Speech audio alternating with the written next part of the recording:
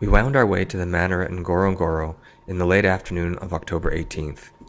The manor is inspired by old Cape Dutch architecture and is set within a 1,500-acre Arabica coffee estate.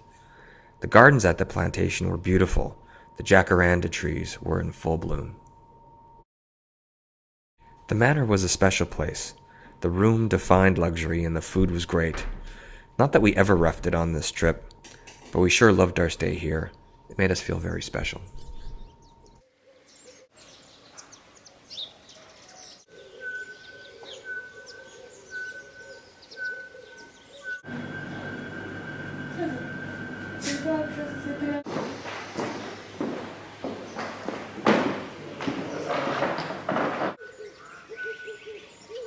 Isn't it beautiful? Oh, it's gorgeous. Gorgeous. Just want to sit here for a couple hours. Look at this with the jacaranda.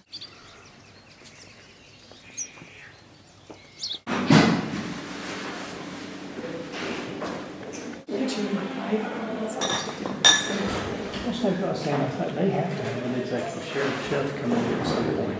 Where do they get me all these getting chefs? There's lots of chefs. I know that. Say good morning. Both we are black, you know. Say hi. Hi. The manor at Ngorongoro was a great little break of luxury in the middle of our safari. All of us loved the place and its beautiful grounds.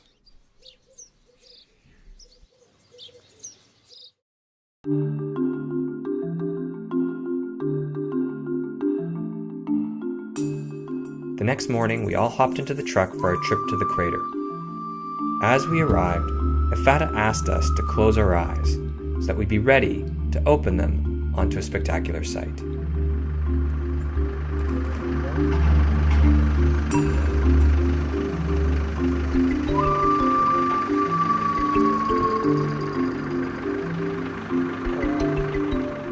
The crater is part of an 8,300 square kilometer Ngorongoro conservation area. In 1979, this area became a UNESCO World Heritage Site. What is unique about this broader area is that its land use is multiple. In other words, it provides protection for wildlife, but also allows for human habitation.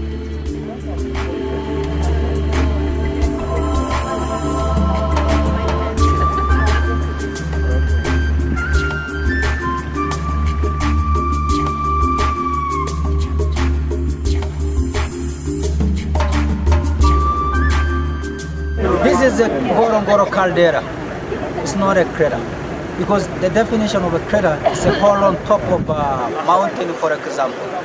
But actually, they say 2 million years ago, after the volcanic eruption took place here, because this was a mountain, the mountain set down, which means all the ashes and magma thrown from here to other places. And they made it as a caldera.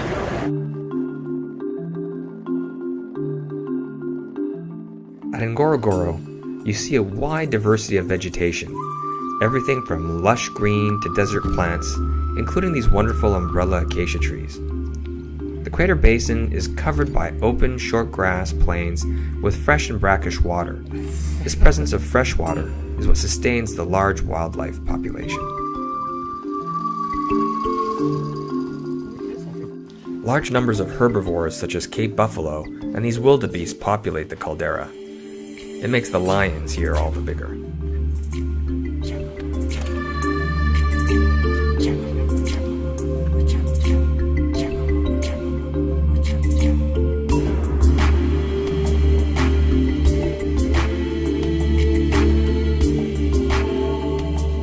The crater is a unique microcosm for Africa. With an area of 200 square kilometers at the floor of the caldera, it becomes an interesting mini biosphere. The lions here at Ngorongoro have been studied for many years. Their populations have swung wildly from a low of just 30 individuals to over 120 animals in 5 prides.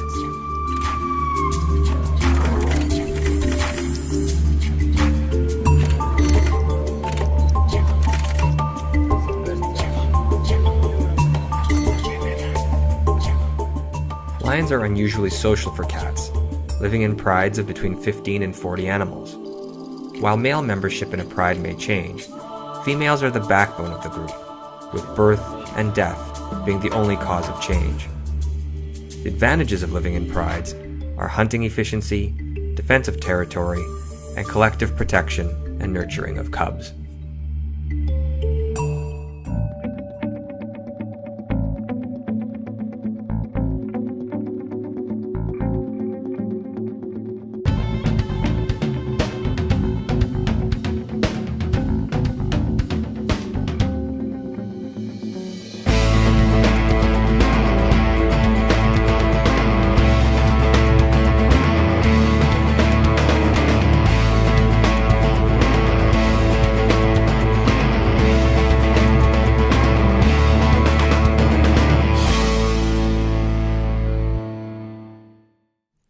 Lions are the only member of the cat family that have distinct gender roles.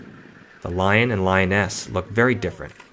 Males start growing their manes that can vary in color, though they usually get darker as the animal ages. Hunting is usually left to females. Lionesses hunt together, each hunter with a particular favored role. Teamwork increases the likelihood of success. While individuals in the Serengeti succeed only 17% of the time, groups succeed 30%. Teamwork really pays. She just like roll over.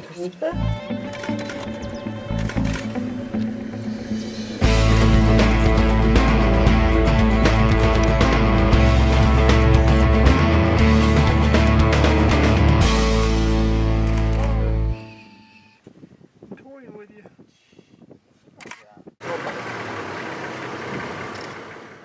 While females do most of the hunting, males still do dominate. And they have an interesting way of showing who really is the boss.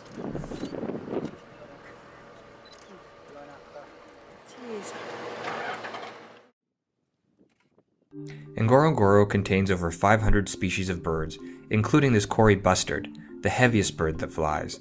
It also has 25,000 large animal species, 7,000 wildebeest, 4,000 zebra, thousands of gazelles, hyenas, elephants, hartebeest, and other animals that populate the area.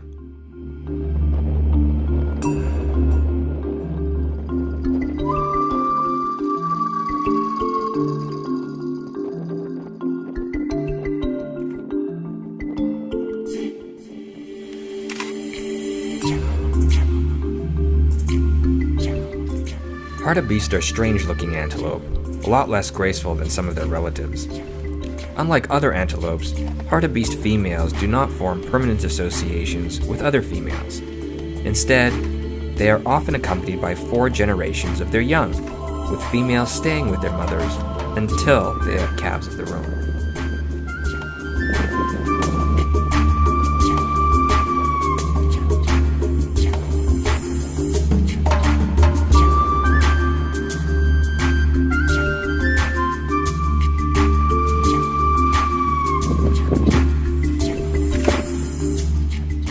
Buffalo can live in herds of up to a few hundred, but have also been known to congregate in the thousands on the Serengeti, though most of the animals are females and their young.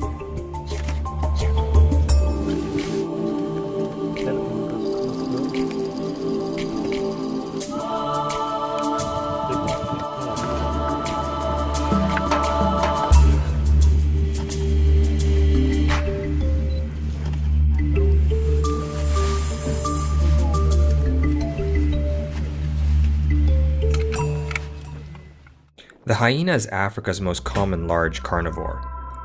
Female spotted hyenas are dominant over males and are larger. They organize into territorial clans of related individuals. They are very skillful hunters, and as you can see, they sport really interesting teeth. Ngorongoro met all of our expectations as a World Heritage Site. By this time in our safari, we really started to run out of superlatives. By the end of the day, though, we were as satisfied and tired as this lion.